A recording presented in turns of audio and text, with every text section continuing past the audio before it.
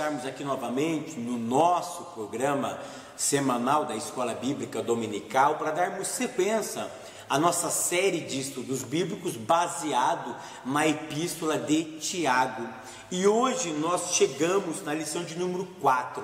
E a lição de número 4 ela está abençoadíssima, tá? E ela tem o título dela é Gerados pela Palavra da Verdade.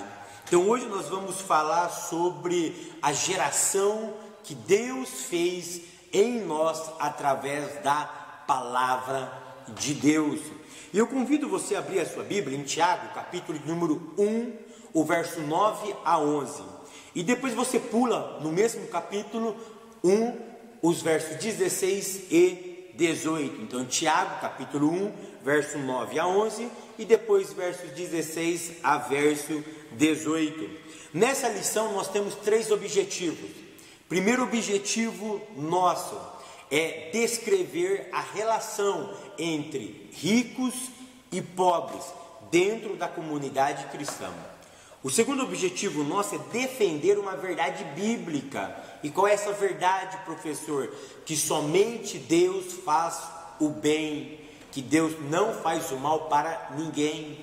E o nosso terceiro objetivo é compreender que os filhos de Deus, que nós somos as primícias dentre as criaturas, tá? Então nós temos esses 3 objetivos e eu espero que vocês também atinjam esse objetivo na sua igreja, nas suas aulas, ok, meu querido? Um lembrete, não deixe de entrar no blog do professor Fábio Segantin, digita aí, tá sempre, eu estou digitando, escrevendo ele agora aí na tela sua, e o meu blog é www.fabiosegantin.blogspot.com.br. Não deixe de acessar o nosso blog. Também quer ser amigo do professor Segantin no Facebook? Digita lá, Fábio Segantin, envia o convite que vai ser um prazer ter você como um dos nossos amigos, tá? E eu quero pedir também para vocês, queridos que me acompanhem, para curtir a minha fanpage, tá? Curte a fanpage do professor, tá? Como que é a sua fanpage, professor? É EV de Evangelista, tá? EV Fábio Segantin, tá? Ok? Então, entra aí na minha fanpage, curte a nossa fanpage, que isso vai ser muito benéfico para o meu ministério, para a tua vida e para a glória de Deus. Então não se esqueça, entra no blog, manda o convite aí se você desejar ser amigo do professor no Facebook, e curta também a nossa fanpage agora como EV, tá? De Evangelista Fábio Segantin, ok? Queridos, no primeiro tópico da nossa lição tem o tema, a relação entre os pobres e os ricos, tá? Por que nós vamos falar sobre esse tema e por que Tiago fala sobre esse tema? Para que você possa entender a lição de número 4, você tem que entender e acompanhar as outras aulas nossas. Eu fiz a aula 1, 2 e 3. Se você não assistiu, assista essas 3 aulas para que você possa compreender o que nós estaremos falando hoje, tá? Qual é a problemática de Tiago? Tiago ele escreve para os judeus que estavam dispersos e que estavam sendo provados por Deus, tá? E esses cristãos, esses judeus messiânicos que estavam dispersos, alguns e dentre eles não estava sabendo lidar direito com a provação. É por isso que Tiago, no capítulo 1, no verso 5, ele fala sobre aqueles que não estavam tendo sabedoria, ou seja, aqueles que não estavam sabendo lidar com aquela situação real que eles estavam vivendo, era para que eles pedissem sabedoria a Deus, que Deus iria dar sabedoria para que eles alcançassem a maturidade cristã. Observa que Tiago está tentando levar aqueles cristãos à maturidade. E qual é o mecanismo, qual é a didática, a pedagogia, a didaquê de Deus para que nós alcancemos a maturidade? É mediante a prova, é mediante a luta. E eu expliquei na última aula na penúltima aula, na lição de número 2, a diferença entre tentação e provação. O objetivo de Deus é de nos provar e de nunca tentar os seus filhos, tá? E o povo daquela época não estava entendendo que o mecanismo de Deus era provar os seus filhos para que eles alcançassem a maturidade, tá? E uma das provas que estavam acontecendo no meio daquela comunidade, no meio daqueles cristãos, era a relação entre a pobreza e a riqueza, entre o rico e o pobre. Essas duas classes de pessoas não estavam vivendo de acordo com a palavra de Deus. Uma coisa eu quero deixar bem claro aqui: Tiago, nesse texto, ele não fala sobre pobreza e riqueza. Tiago, ele não é contra a pobreza e não é contra a riqueza. Ele não está aqui falando sobre esses dois polos extremos. Tiago está falando sobre a pessoa rica e a pessoa pobre. Ele está aqui falando sobre o ser e não o que o ser tinha. Porque para Tiago, o que ele entendia era o seguinte: que a riqueza não era um mal. Para Tiago, nunca a riqueza foi um mal, porque essa mente não é a mente judaica. Porque a mente judaica entendia que a riqueza, ela contribuía para a glória de Deus. A comunidade judaica sempre entendeu que a riqueza era uma ferramenta benéfica para ajudar outras pessoas que estavam menos favorecidas diante de uma situação socioeconômica. Então, para a cultura judaica, a riqueza ela não era sinônimo do maligno, mas era sinônimo da bênção de Deus. Então, verdade é que Abraão foi rico. A Bíblia diz que Jó foi muito rico, que Jacó foi muito rico. Homens ricos tidos como homens de Deus. Então, para Tiago, ele não condena aqui nem a pobreza e nem a riqueza. O que ele está debatendo aqui é o relacionamento interpessoal entre um homem rico e um homem pobre.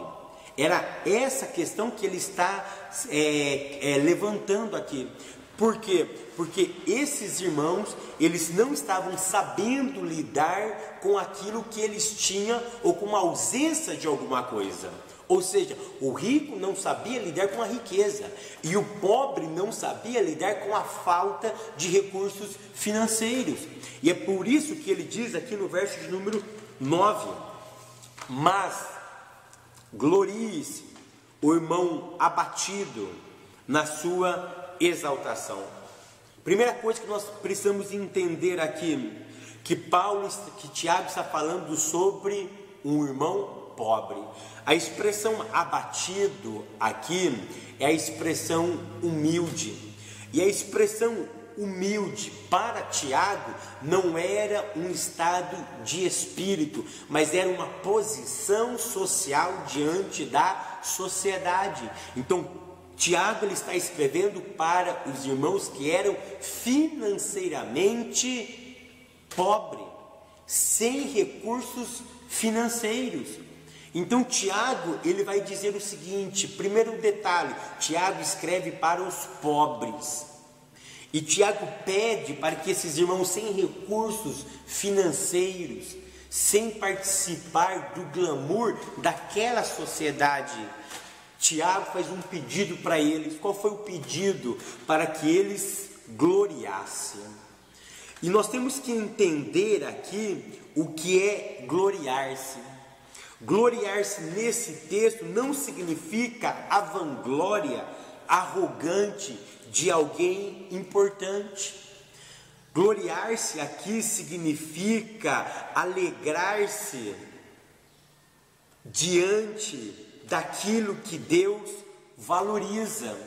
Eu vou repetir: gloriar-se nesse texto não significa vanglória arrogante de alguém importante, mas o alegre orgulho possuído pela pessoa que valoriza aquilo que Deus valoriza.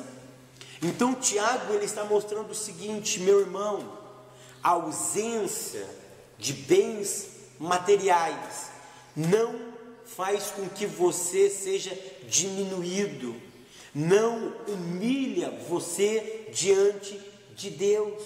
Eu quero que vocês entendam uma coisa, que esses irmãos humildes, que são pobres financeiramente, sem recursos financeiros, devem gloriar-se no que? Naquilo que Deus fica alegre, naquilo que Deus valoriza. E o que é que Deus valoriza numa pessoa sem recurso? O que é que Deus vê numa pessoa que não tem nenhuma situação financeira abastada? Olha o que diz o texto: mas glorie-se, vocês, irmão pobre, na sua exaltação. O termo exaltação aqui é o termo dignidade no grego. Então Tiago está dizendo o seguinte para eles: irmãos, vocês não têm dinheiro, mas vocês devem se gloriar naquilo que Deus valoriza. E o que é que Deus valoriza? Não é o dinheiro, não é a posição social, não é o seu cargo que você tem na sociedade, mas Deus valoriza a dignidade. E é muito importante que a palavra dignidade aqui no grego, sempre quando aparece essa palavra, esse termo, dignidade, ele sempre se refere para descrever o reino celestial a qual Cristo foi elevado. Ou seja, sempre que aparecer a palavra dignidade, ela está se referindo à posição que Deus colocou Cristo. Ele sempre se refere à posição de Cristo no reino celestial. E quando essa palavra dignidade, ela se refere a nós, ela sempre vai se referir a quê? A posição que nós estamos junto com Cristo. É por isso que Paulo diz que nós somos co-herdeiros com Cristo.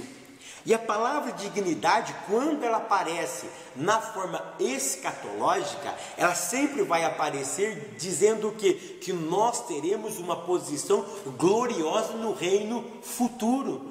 Ou seja, então o termo dignidade se refere ao gozo atual que o crente tem em seu status. Tiago está animando aqueles irmãos para que eles não olhassem somente para a ausência dos bens materiais.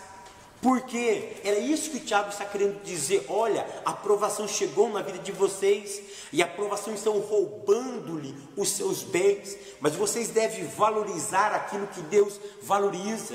E o que Deus valoriza não é o dinheiro, não é a prata, não é a posição, não é o seu status diante da sociedade, mas é a dignidade. O que é dignidade? É a posição que Deus nos colocou diante dele no seu reino. É por isso que Paulo, ao escrever a sua carta aos Efésios, ele diz que Deus nos colocou nas regiões celestiais, que nós somos co-herdeiros e co-participantes do Evangelho. Então o que Paulo valoriza aqui? Paulo, ele quer que nós valorizamos aquilo que Deus valoriza. É a nossa posição diante de Deus. Queridos, e infelizmente muitos cristãos, eles não estão valorizando essa posição que Deus nos colocou. A ausência de materiais, de bens materiais, não deve fazer com que nos entristecemos, de que nós culpamos a Deus por essa situação, mas que nós devemos olhar com um olhar divino, que nós possamos olhar com um olhar de Deus. e entender que nós somos exaltados por Cristo, que nós fomos exaltados numa posição gloriosa no reino celestial. E é isso que Paulo diz. E Paulo então Tiago, ele explica o seguinte, que a pobreza não humilha, mas a pobreza, ela deve dignificar o ser humano. A pobreza deve dignificar o cristão. Então o cristão não deve olhar para a sua situação econômica, ele deve olhar para a dignidade, para a posição que Deus colocou ele. E o rico? Aí Tiago vai na contrapartida. Tiago, ele diz no verso de número 10, e o rico em seu abatimento. Tiago, ele diz o seguinte, olha, o pobre deve gloriar-se, deve valorizar aquilo que Deus valoriza. E o que Deus valoriza? É a posição que Ele nos colocou. E o rico deve valorizar o quê? Ele deve gloriar-se no quê? Em seu abatimento. Essa palavrinha aqui, abatimento, ela é muito profunda. Por quê? Porque Tiago está querendo dizer o seguinte, que o rico, ele deve viver como se ele não fosse rico. E eu peço para que vocês leiam a primeira carta aos Coríntios, capítulo de número 7 e o verso de número 29 ao verso 31. Que Paulo, ele escrevendo aqui, ele vai falar sobre você tendo alguma coisa, mas vivendo como se não tivesse aquilo. Olha o que ele diz no verso 29. Isto, porém, vos digo, irmãos, que o tempo se abrevia. O que resta é que também os que têm mulheres, seja como se não tivessem. Os que choram, como se não chorassem. Os que folgam, como se não folgassem. E os que compram, como se não possuíssem. E os que usam deste mundo, como se dele não abusassem, porque a aparência deste mundo passa. O que Tiago está querendo dizer para os irmãos ricos? Que eles deveriam viver a sua riqueza como se não tivesse riqueza. E quando ele usa a palavra abatimento, eu tenho a mais absoluta certeza que Tiago estava se lembrando de Cristo. E que Cristo, eu tenho certeza que Tiago lembra do que? De Filipenses, capítulo de número 2, do verso 5 até o verso de número 11, aonde fala sobre o que? Que Cristo, sendo Deus, ele não teve por usurpação ser igual a Deus. Ou seja, quando Paulo fala sobre o esvaziamento de Cristo, quando Paulo enfatiza que Cristo, sendo Deus, ele deixou por algum momento a sua glória, ele assume, ele encarna um outro ser, que ele passa a ser homem. O que Tiago está querendo dizer é o seguinte, para que os irmãos ricos olhassem para a vida de Cristo, que em algum momento da sua vida, ele deixou de ser Deus para ser homem. Então, Tiago, ele está querendo dizer o seguinte, olha, vocês que são ricos, não fique fixo, não fique com o olhar fixo nos bens que vocês possuem, não fique olhando para aquilo, para suas posses, mas olhe para Cristo, que tinha tudo, que era Deus, e ele deixa de viver a vida de Deus e passa a viver a vida do homem. Eu entendo, irmão, a teologia perfeitamente, que ele era perfeitamente homem e perfeitamente Deus, mas aqui Cristo, em alguns momentos, ele deixa de ser Deus e ele passa a ser exclusivamente homem. É isso que Tiago está querendo mostrar para os irmãos que estavam dispersos, que em algum momento da vida eles deveriam viver como se não tivesse dinheiro. Irmãos, Tiago ele é profundo quando ele aborda a questão do abatimento. Por quê? Porque Cristo não valorizou o que ele tinha, ou seja, ele abriu mão, em algum momento do que ele tinha por causa do outro. É isso que Tiago está tentando fazer com que os irmãos ricos entendessem, que aquilo que eles tinham, eles deveriam viver como se não tivesse. Sabe por quê? Porque o problema da riqueza é o problema da autossuficiência. É o problema de que a pessoa que tem o controle, que tem o poder financeiro, ele passa a entender que há coisas na vida giram em torno do que ele tem e não daquilo que Deus pode fazer. E é por isso que Tiago diz: e o rico gloria-se no seu abatimento. E ele explica: porque ele passará como a flor da erva. Aí no verso de número 11, Tiago vai explicar de uma forma assim metafórica como que a natureza, as coisas vêm e passam. O que Tiago está querendo dizer é o seguinte: eu não posso me gloriar em coisas dessa vida, porque tudo aqui um dia passará. Eu não posso basear-se em coisa efêmera, em coisas passageiras. Eu tenho que me basear em algo perene, em algo eterno, em algo imutável. E esse problema entre rico e pobre na igreja é um grande desafio para as nossas comunidades.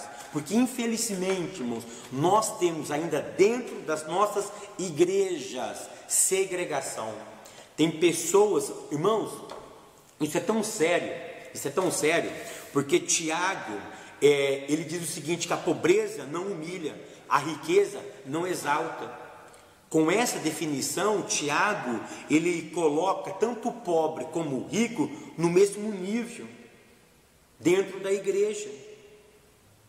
E que os membros da igreja socialmente diferentes não podem viver isolados, mas deve se aproximar um do outro, porque sempre haverá o pobre e o rico, mas o pobre e o rico não pode ser o quê? Fazer uma dicotomia, uma separação. Mas isso deveria fazer com que nos uníssemos, mas na verdade acontece o contrário. Infelizmente nós temos dentro das nossas denominações igrejas onde só frequentam os mais abastados e igrejas que só frequentam os menos abastados. Nós temos igrejas onde aqui só é uma igreja da elite, porque aquela congregação só vai pessoas de baixa renda.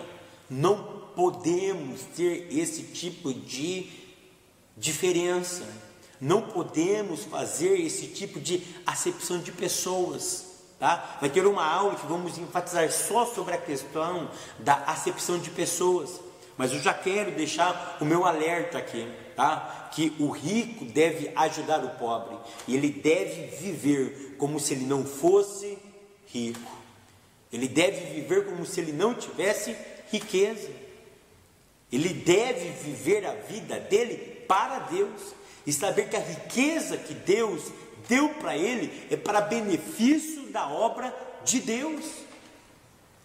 Irmãos, infelizmente, você sabe quais são as pessoas que mais contribuem na obra de Deus? São os pobres. Infelizmente, existem muitos ricos abençoadores, mas existem muitos ricos que não abençoam. E quando abençoa da sobra. Embora que o montante que ele dá é alto, mas não significa nada daquilo que ele tem. Ele dá porque não lhe faz falta. Para nós que é pobre, nossa, é uma quantia assim, expressiva, mas para ele não é expressiva. É como um pobre dá 10 centavos, tá? Não faz importância para ele. Mas um pobre, ele dá 2, 3 mil reais para ele, é uma grande expressão. Para o rico é a mesma coisa. Tem rico que dá 10 mil reais para ele no mês da igreja, não tem importância nenhuma, não lhe faz falta nenhuma. Mas fazer um ato de fé, um ato de prova com Deus, de um valor maior, aí mexeu com ele, aí mexeu na sua estrutura. E infelizmente, nós não podemos fazer com que o pobre e o rico viva isolado dentro das igrejas. Infelizmente, nós enxergamos isso, nós vivenciamos isso. Pessoas sendo segregadas. Eu, advogado, vou congregar na sede. Eu, médico, vou congregar naquela igreja, porque ali existe a elite da igreja. Eu não posso congregar nessa congregação que é perto da minha casa, porque lá vai irmãos muito simples, irmãos sem condições financeiras. E eu tenho uma posição na sociedade que eu não posso misturar com eles. Negativo. Tiago diz que a pobreza e a riqueza, que o rico e o pobre, melhor dizendo, deve se unir às suas forças para a glória de Deus. Uma outra coisa que Tiago agora ele vai falar, que ele termina no verso de número 11, falando sobre a passagem a rápida, momentânea, que um homem tem nessa terra, e que tudo é passageiro, que tudo passa. E ele vai falar agora sobre a tentação, do verso 12 ao verso 15, ele fala sobre a tentação, que Deus não tenta ninguém, mas Deus prova os seus filhos. E ele vai falar sobre a origem da tentação, que a origem da tentação é maligna, ela nasce dentro do coração humano, nasce dentro dos nossos próprios desejos, que não são desejos de bênção, mas são desejos maléficos, que são desejos que geram o pecado, e uma vez consumado isso, gera morte. Aí Tiago, ele vai para o verso 16, e no verso 16, que começa o nosso segundo tópico, aonde Tiago diz, não erreis. Queridos, presta atenção nessa expressão de Tiago. Tiago, ele faz um pedido, ele dá uma ordem, para que não erreis, para que não andasse de forma errônea, ou que não pensasse de forma errônea. E qual era o pensamento daqueles irmãos?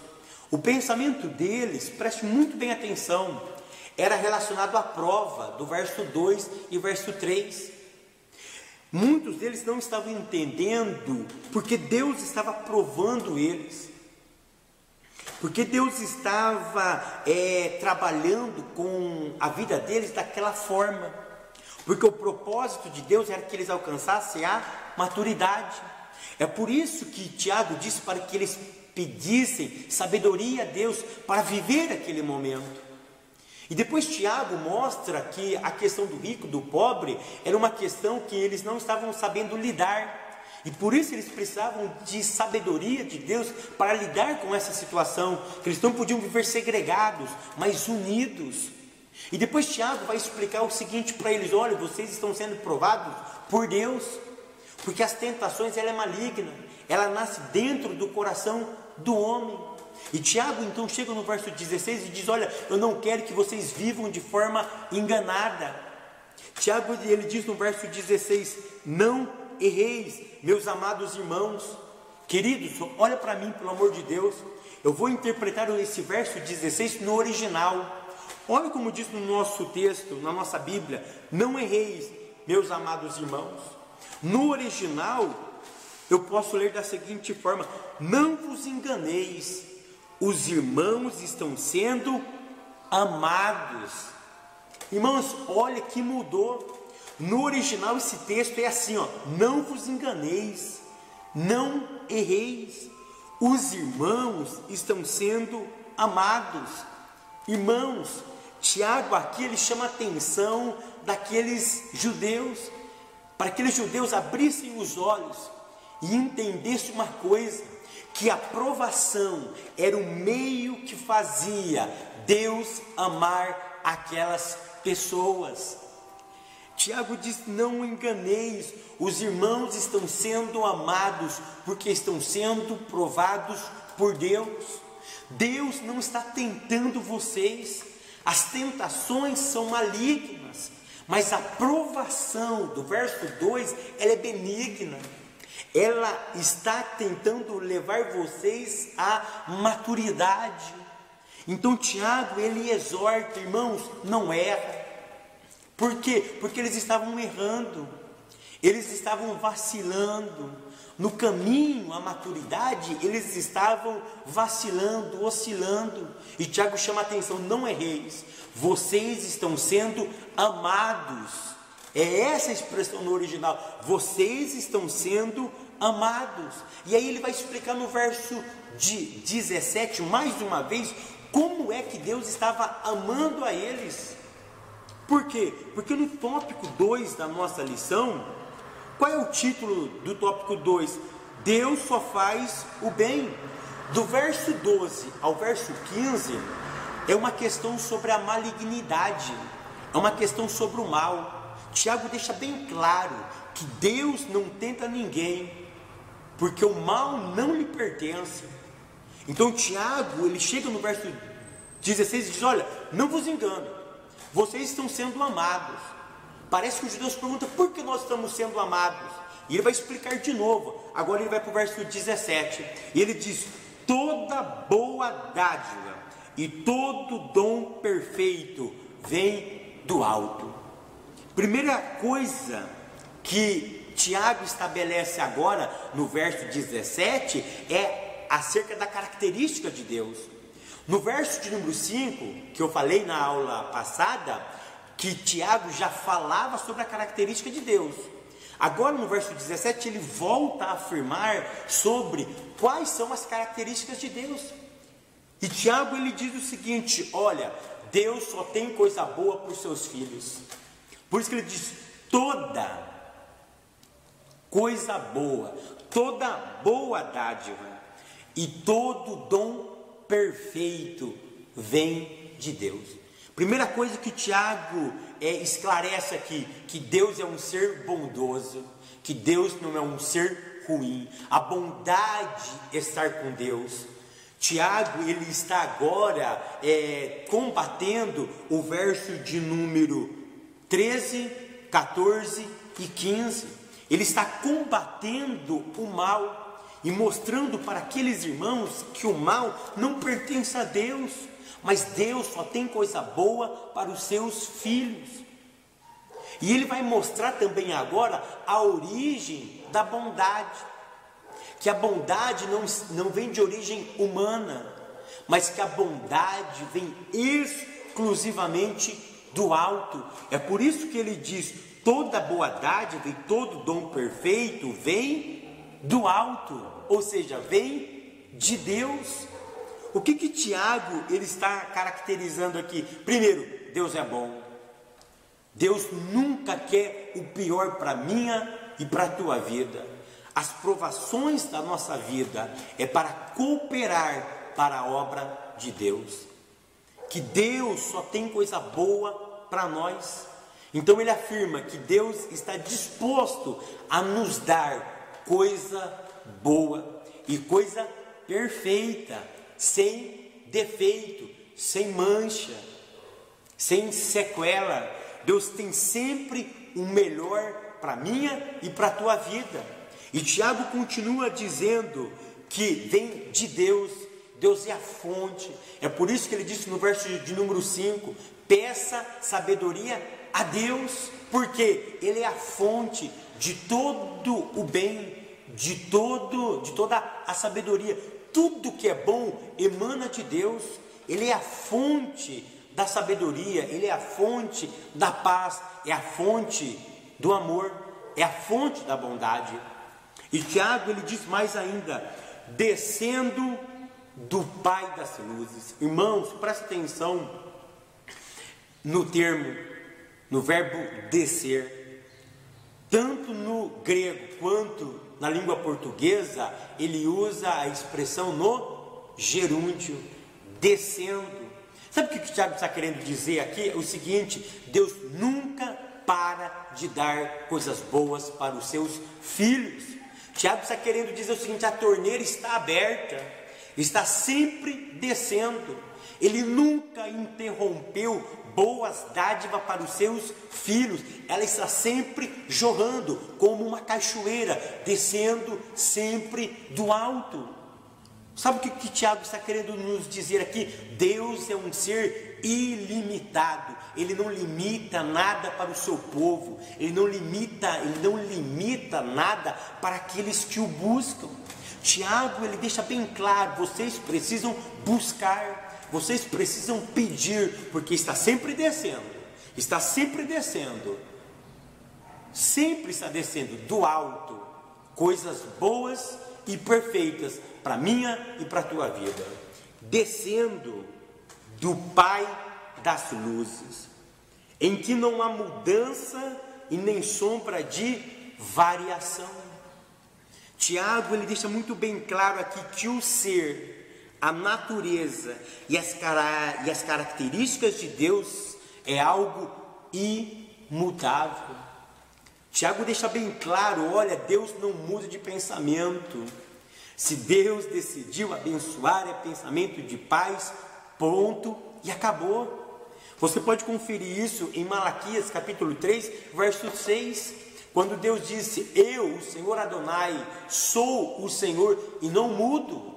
Ou seja, eu não sou instável, eu sou estável, eu não mudo. Eu não penso uma coisa hoje de manhã e à tarde eu penso outra. Eu não penso bem agora e à tarde eu penso mal, não, negativo. Eu não mudo. Eu estou sempre aqui querendo o melhor para a vida de vocês. Então esqueça essa teologia de que Deus às vezes é cruel, que Deus ele manda o mal, que Deus criou o mal. Tiago deixa bem claro nesse texto que Deus é a fonte da bondade, é a fonte do bem, e essa fonte está descendo constantemente, porque Deus é o Pai das luzes. Quando Tiago usa esse termo, ele está se referindo à astrologia, aos cosmos, ao Sol, à Lua, aos eclipses, o ato criatório de Deus, aquilo que Deus criou para o bem da humanidade, para o meu bem, para o teu bem. E Tiago então termina essa questão sobre a questão do bem e do mal, afirmando que Deus não muda, que o ser, a natureza e as características de Deus é algo imutável. Deus não muda, Deus só tem o bem para mim e para a tua vida. Agora, no nosso terceiro tópico, que tem como título Primícias de Deus entre as criaturas, que se encontra em Tiago capítulo 1, verso de número 18, Tiago agora vai falar de uma outra grande verdade bíblica e espiritual. Tiago, ele vem da problemática do sofrimento, que ele aborda que um dos tipos de sofrimento naquela comunidade era o relacionamento entre o pobre e o rico. Tiago deixa bem claro que isso não pode desunir, mas isso tem que unir.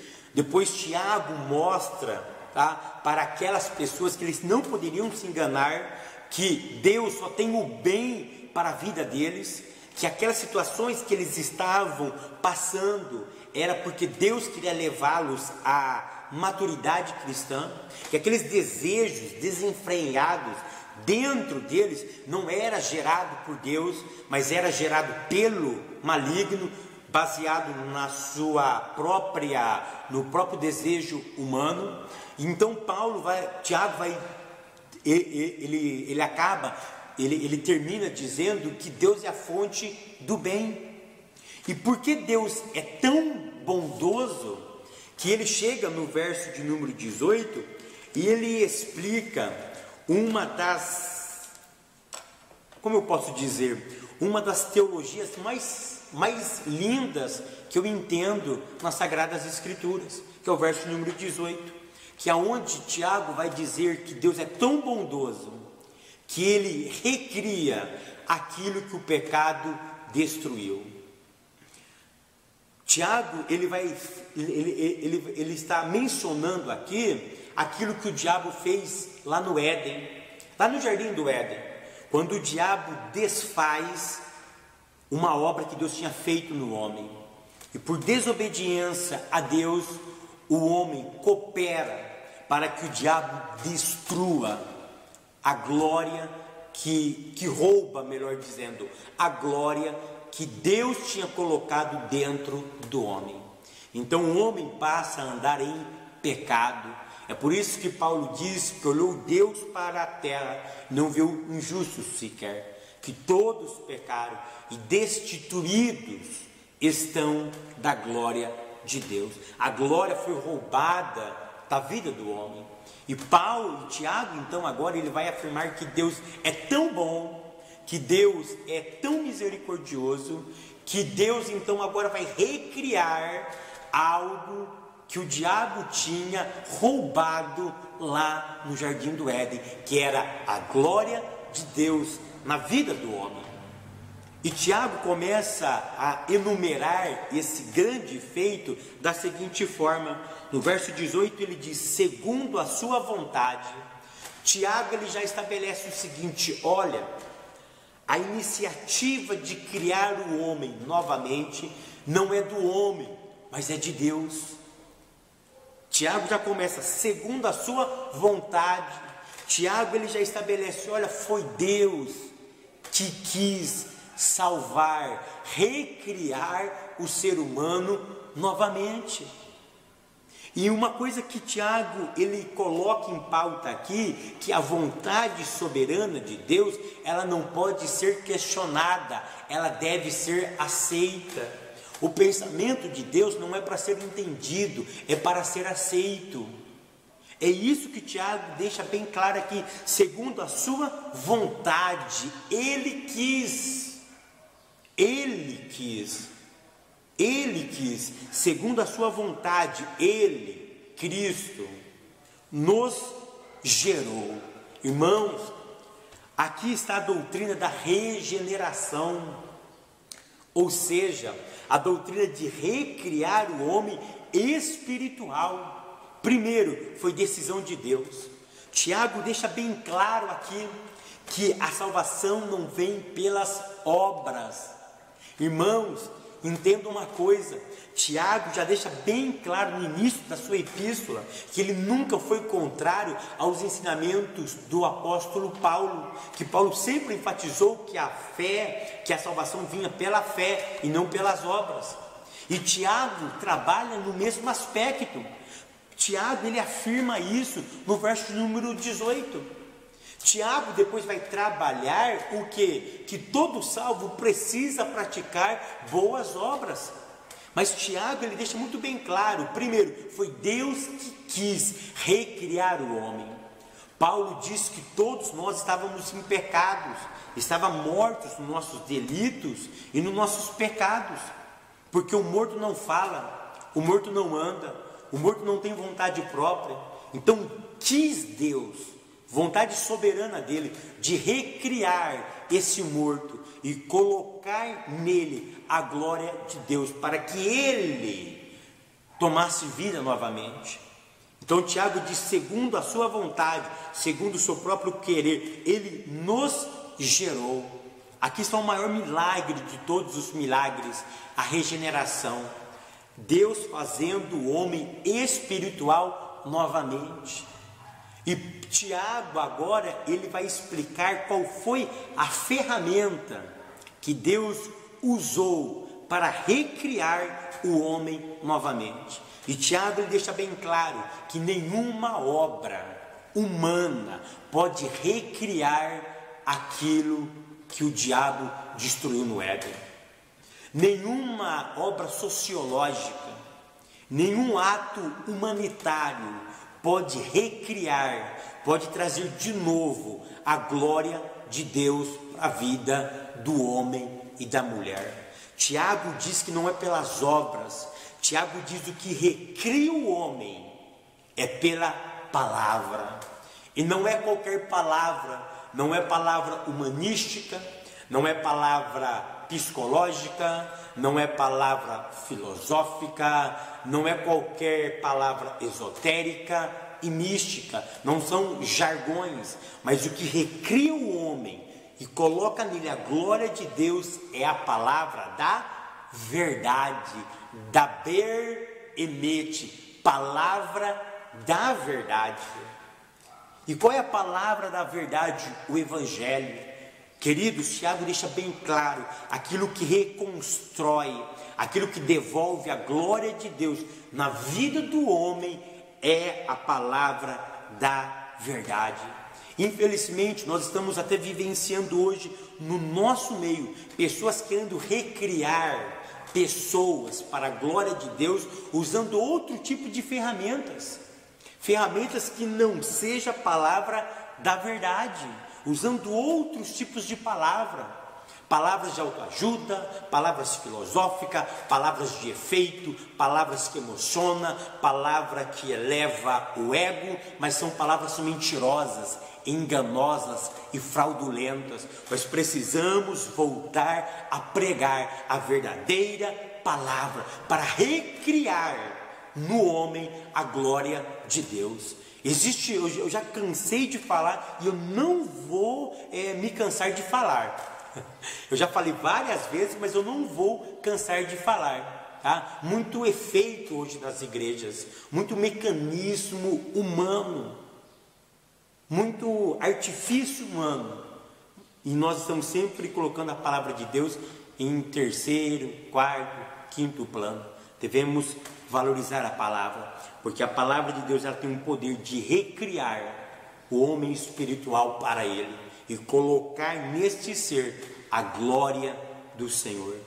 E esse homem então foi criado para quê? Aí Tiago diz: para que fôssemos como primícias de suas criaturas.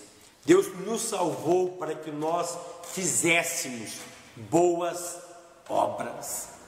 Tiago então aqui valoriza aquele povo.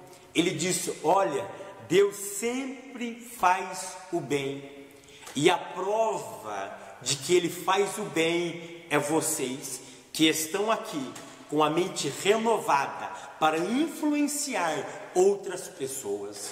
Irmãos, eu termino essa aula dizendo o seguinte, que a maior prova de que Deus só faz o bem para a humanidade e para nós é quando nós vemos algumas pessoas que antes não era nada, que antes eram bêbadas, maltratadas pela sociedade, ladrões, prostitutas, pessoas até moralmente honestas, mas que detestavam o Evangelho e de repente entram dentro de uma igreja, se rendem à palavra de Deus e pessoas são transformadas pelo poder da palavra.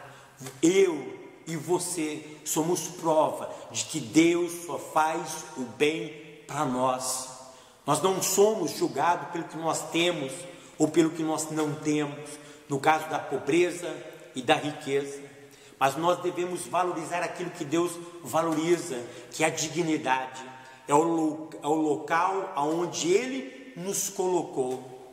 E outras pessoas devem se gloriar pelo abatimento, de viver como se não tivesse aquilo. E a maior glória e a maior dádiva que Deus nos fez, que Deus nos deu, foi ter gerado nós novamente. Essa foi a bondade e a misericórdia de Deus. Isso é uma prova que Ele não quer que ninguém se perca, mas que todos cheguem ao pleno conhecimento da verdade. A vontade de Deus é essa, e a maior prova de que nós fomos alcançados pela sua bondade e pela sua misericórdia é que Ele nos gerou. Ele nos gerou, querido, para que nós influenciasse essa geração. E esse então é o pedido do professor Segantini, baseado no nosso título, Gerados pela Palavra da Verdade. Nós fomos gerados, fomos feitos novamente, somos novas criaturas, e baseado na palavra de Deus, nós vamos gerar outras vidas para Deus, porque este é o propósito de Deus, esta é a vontade de Deus, porque Deus tem o melhor para mim e para a tua vida. Que Deus continue abençoando a tua vida, o teu ministério, a tua família, a tua casa, o teu emprego, a tua vida, que nós possamos ser alcançados pelas benevolências do Senhor. E nunca se esqueça que Deus tem o melhor para nós, porque Isaías diz que no meu pensamento não é o pensamento de Deus, e que os meus caminhos não são os caminhos de Deus, porque os caminhos dele é mais alto, o pensamento dele é pensamento de paz. Receba a paz de Deus, que excede todo o entendimento, e seja na tua vida, no teu ministério, na tua casa e no teu trabalho. Até semana que vem, querendo Deus.